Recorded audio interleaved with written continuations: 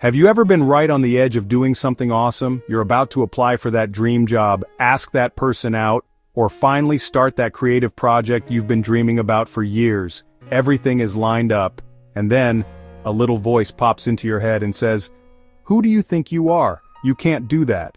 You're not smart enough, or talented enough, or ready enough." And just like that, the air goes out of the balloon. You close the laptop, put the phone down, and tell yourself, maybe later. That voice is the single biggest thing holding most of us back from the lives we want to live. It's the inner critic, the doubter, the saboteur, and according to author Jen Sincero, learning how to tell that voice to shut up is the most important skill you can ever develop.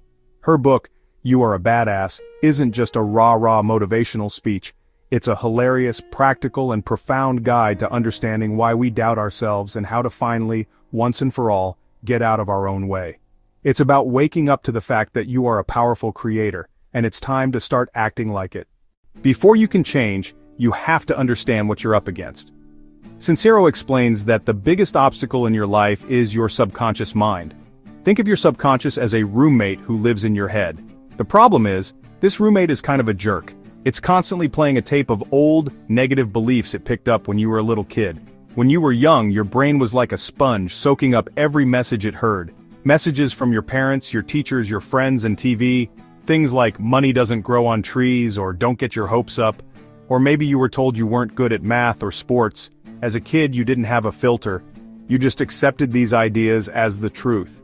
Your subconscious recorded them, and it's been playing them on a loop ever since. Sincero calls this the big snooze. It's the trance we live in, where we automatically believe these old, outdated stories about ourselves.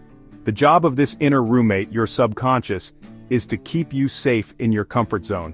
So the second you try to do something new and scary, it hits the big red panic button and blasts all those old negative beliefs to get you to retreat back to what's familiar. It's not evil, it just thinks it's protecting you. Your job is to wake up from the big snooze, walk into your roommate's room, thank it for its concern, and then firmly tell it that you're in charge now. You need to become aware of the limiting stories you're telling yourself, because you can't change a belief you don't know you have. So how do you actually change these deep-seated beliefs? You can't just tell yourself to stop thinking them.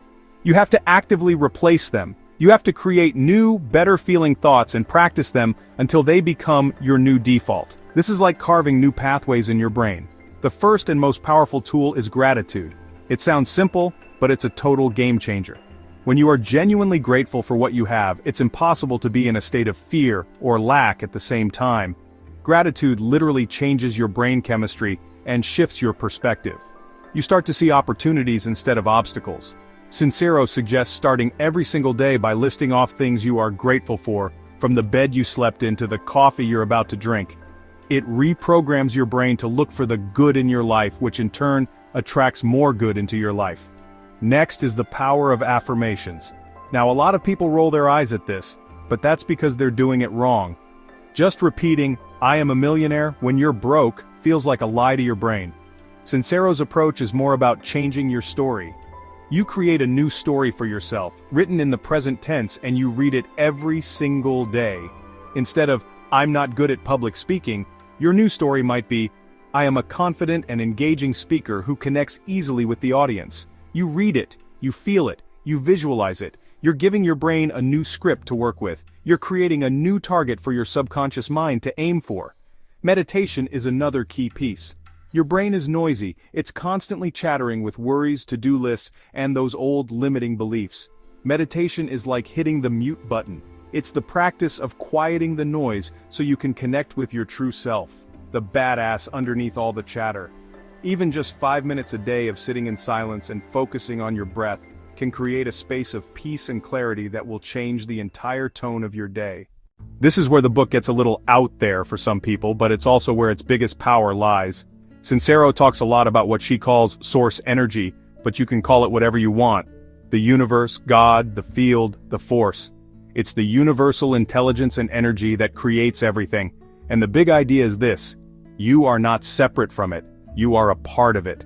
Imagine the entire universe is a giant electrical grid, humming with power. You are a lamp. You were designed to shine brightly, but most of us have spent our entire lives unplugged from the wall. We try to generate our own little bit of power through stress and effort, when there's an infinite supply of energy just waiting for us to plug in. How do you plug in? Through faith, desire, and intuition. It's about getting really clear on what you want in your life, not what you think you should want, but what you truly, deeply desire. And then, it's about having faith that this source energy is working with you to make it happen. This isn't about sitting on the couch and wishing for $1 million. It's about co-creating. You do your part by taking action and you let the universe handle the how. You trust the little intuitive nudges you get. You pay attention to coincidences, or what Sincero calls holding the space for miracles. It's a shift from seeing yourself as a lonely little creature fighting against the world, to seeing yourself as a powerful partner with the energy that creates worlds. When you get in alignment with that energy, things start to flow, obstacles disappear, the right people and opportunities just seem to show up. The art of being a badass in action. Thinking new thoughts and having faith is great, but it's all useless without one key ingredient: action. This is the part that separates the dreamers from the doers. Being a badass means getting out of your head and into the world even when it's scary. The first step is to make a decision. Sincero says the universe loves speed. Being indecisive is like trying to drive a car with one foot on the gas and one foot on the brake. You burn a lot of energy, but you go nowhere. Making a clear, firm decision sends a powerful signal to the universe that you are serious.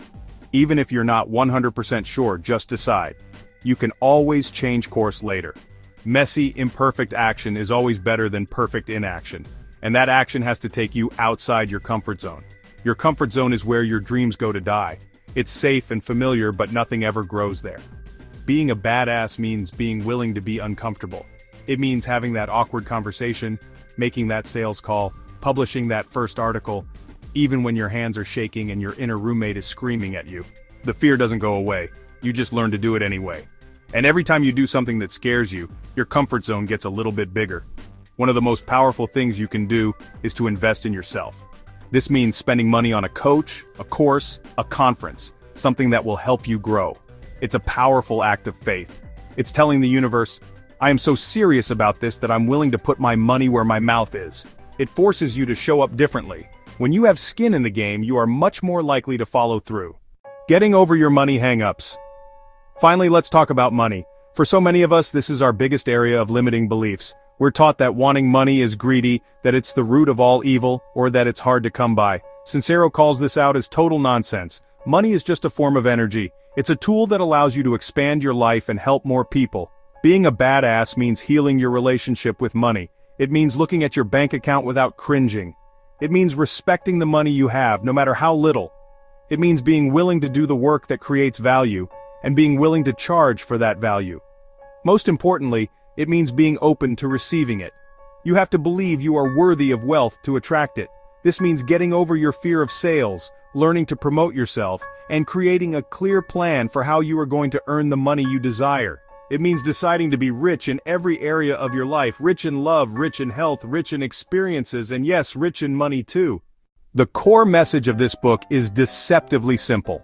Love yourself. Sincero says, you are a badass. It's not something you have to become.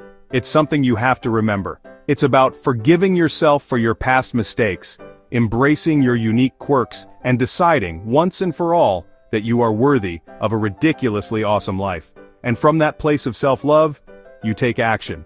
You do the things that scare you. You trust your intuition. You get up one more time than you fall down. That's it. That's the whole secret. If this way of thinking lights a fire in you, if you believe you're meant for more than the life you've been living, then your journey is just beginning. This is the work we do here. This is the inquiry. Welcome to Geeky Philosopher. Subscribe and let's figure out how to be a badass together.